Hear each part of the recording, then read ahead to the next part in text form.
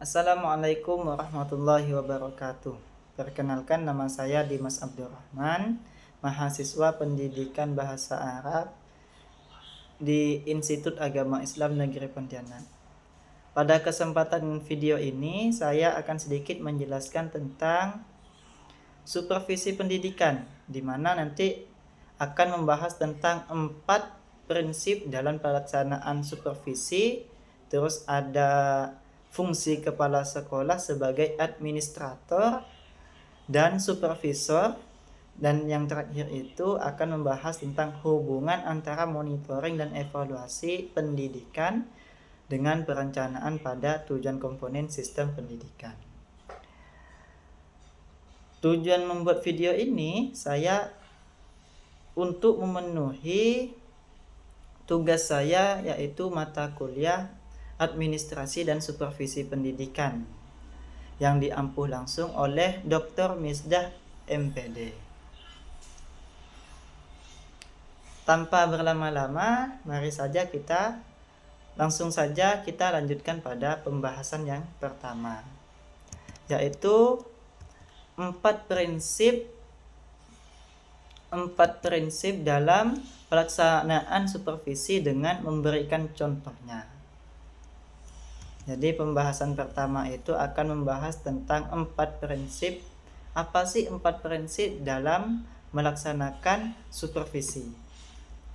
Jadi dalam pelaksanaan supervisi pendidikan, nanti itu seorang supervisor, baik itu kepala sekolah atau pengawas yang bersangkutan, itu tidak boleh bertindak sewenang-wenang. Namun di sana itu terdapat 4 prinsip fundamental yang memang harus dikuasai atau dipegang agar sebuah proses supervisi itu bisa berjalan efektif dan harmonis. Lah, apa saja sih prinsip-prinsip 4 tadi? Yang pertama itu yaitu prinsip ilmiah. Nah, prinsip ilmiah ini itu adalah prinsip di mana nanti itu menegaskan bahwa supervisi itu harus dilakukan berdasarkan data yang objektif. Bukan hanya sekedar opini atau perasaan suka atau tidak suka. Ciri-cirinya dilakukan secara berencana, kontinu, menggunakan instrumen yang valid. Atau contoh lain itu, sebelum memberikan penilaian, kepala sekolah itu harus melakukan sebuah yang namanya itu sebuah observasi kelas dengan membawa lembar instrumen penilaian, yang sudah baku.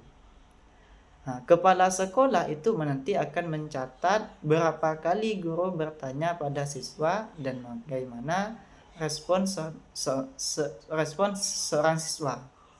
Nah, bukan hanya menyimpulkan mengajarnya kurang bagus tanpa bukti, angka atau fakta. Itu prinsip yang pertama, prinsip ilmiah. Prinsip ilmiah ini memang prinsip yang dilaksanakan berdasarkan data yang objektif. Sebuah supervisi itu dilaksanakan sesuai data yang objektif. Terus yang prinsip yang kedua yaitu prinsip demokratis. Apa prinsip demokratis? Yaitu supervisi dilakukan berdasarkan musyawarah dan menjunjung nilai tinggi kemanusiaan. Nah, hubungan antara supervisor dan guru adalah hubungan mitra, bukan atasan bawahan yang kaku. Misalnya adanya keterbukaan, kerjasama, saling menghormati. Nah, ini sebagai bentuk bahwasanya seorang guru dan kepala sekolah itu bukan hubungan mitra, melainkan hubungan antara atasan melainkan hubungan mitra, bukan hubungan atasan atau hubungan bawahan. Sebelum mengadakan supervisi kelas, supervisor itu harus mengadakan pertemuan awal. Untuk apa? Untuk menyepakati jadwal dan fokus bagian mana nanti yang ingin diperbaiki oleh guru. Misalnya guru itu merasa kesulitan dalam menggunakan media digital. Maka supervisi itu akan fokus untuk membantu hal tersebut. Terus prinsip yang ketiga yaitu prinsip kerjasama. Prinsip ini itu menekankan bahwa pengembangan kualitas mengajar adalah tanggung jawab bersama. Jadi bukan hanya tanggung jawab seorang guru toh, melainkan kepala sekolah itu nanti ada hubungannya juga, karena pengembangan kualitas mengajar itu adalah tanggung jawab bersama.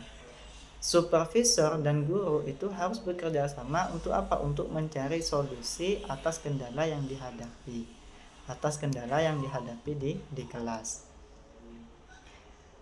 Ciri-cirinya yaitu saling berbagi ide, gotong royong, tidak ada pihak yang merasa paling benar.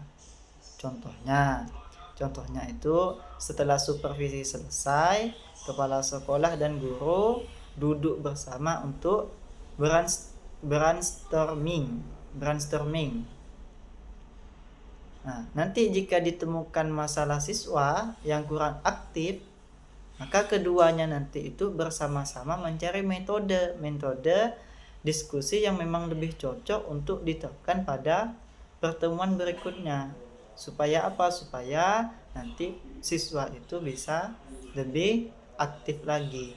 Mahasiswa yang kurang aktif bisa lebih aktif lagi dengan metode tersebut.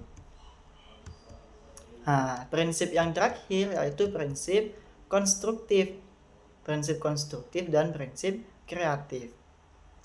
Jadi supervisi itu harus mampu mengembangkan semangat guru untuk berinovasi. Tujuannya apa? Tujuannya itu bukan untuk menjatuhkan mental, tapi untuk membangun potensi guru agar menjadi lebih kreatif.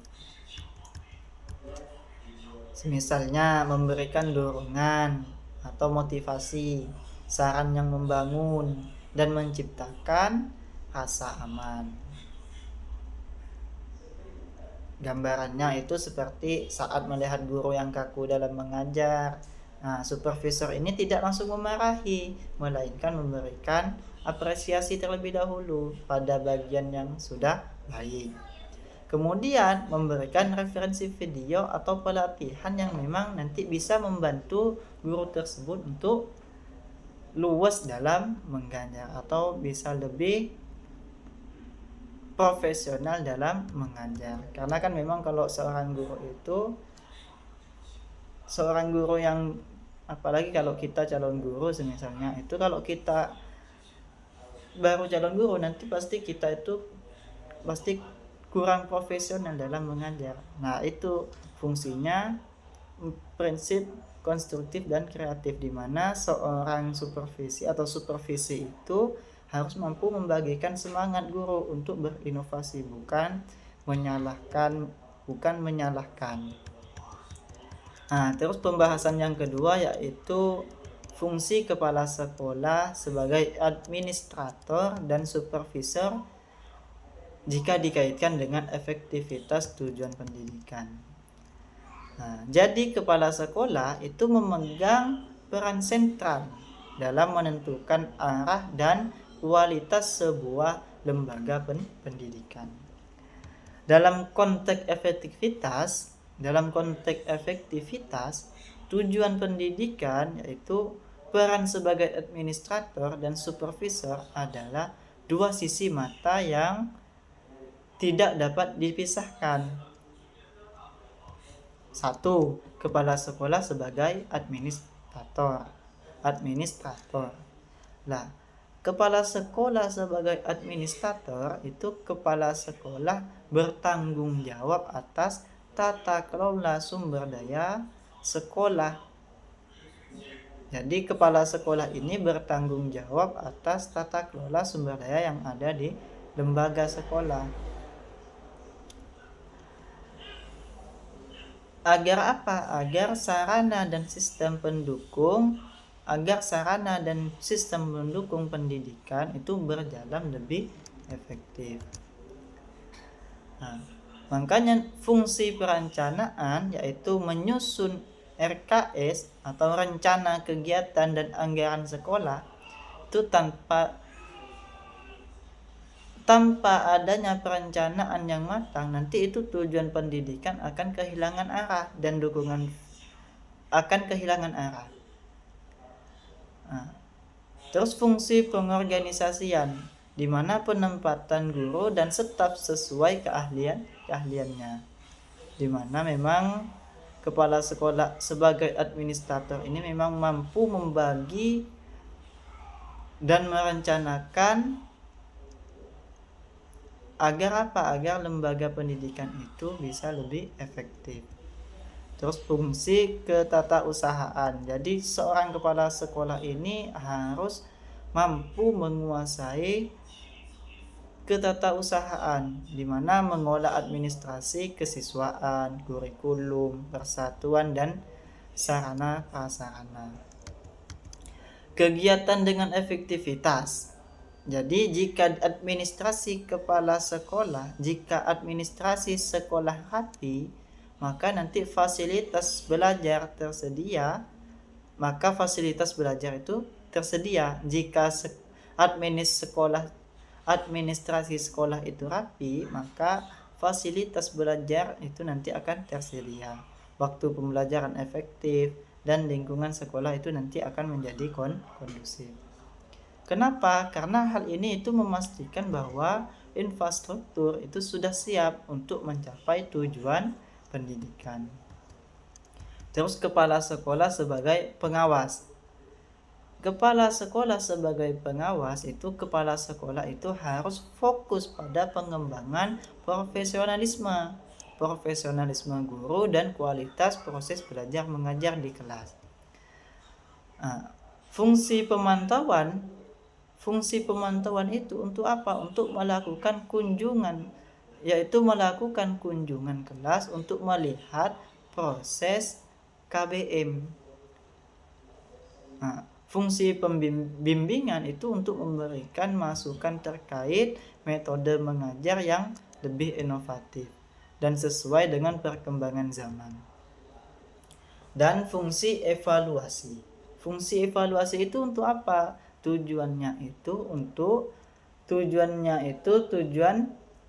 Fungsi evaluasi itu untuk menilai sejauh mana kurikulum diimplementasikan secara nyata oleh seorang guru. Kaitan dengan efektivitas. Tujuan pendidikan seperti kecerdasan dan karakter siswa itu hanya dapat dicapai jika guru mengajar dengan kualitas prima. Pengawasan memastikan bahwa proses transformasi ilmu di kelas itu berjalan optimal dan terus diperbaiki. Dan sekarang pembahasan yang terakhir yaitu hubungan antara monitoring dan evaluasi pendidikan dengan perencanaan pada komponen sistem pendidikan. Dalam sistem pendidikan, hubungan antara monitoring dan evaluasi atau MONEV dengan perencanaan adalah sebuah siklus berkesinambungan yang memang sering disebut sebagai feedback loop. Perencanaan itu menentukan arah, sedangkan MONEV itu memastikan apakah arah tersebut itu sudah benar. Hasil evaluasi nantinya itu akan menjadi landasan atau data untuk perencanaan berikutnya agar apa? Agar lebih akurat. Jadi nanti ada beberapa komponen yang berkaitan dengan sistem pendidikan. Yang pertama yaitu komponen peserta didik, di mana perencanaan itu menentukan target jumlah siswa, kriteria penerimaan, dan target prestasi. Monef itu memantau angka putus sekolah dan melepaskan pencapaian hasil belajar. Nah, hubungannya jika evaluasi itu menunjukkan bahwa siswa kesulitan dalam mata pelajaran tertentu, nah, perencanaan tahun depan itu akan menyangkut program pengayaan atau perbaikan kurikulum.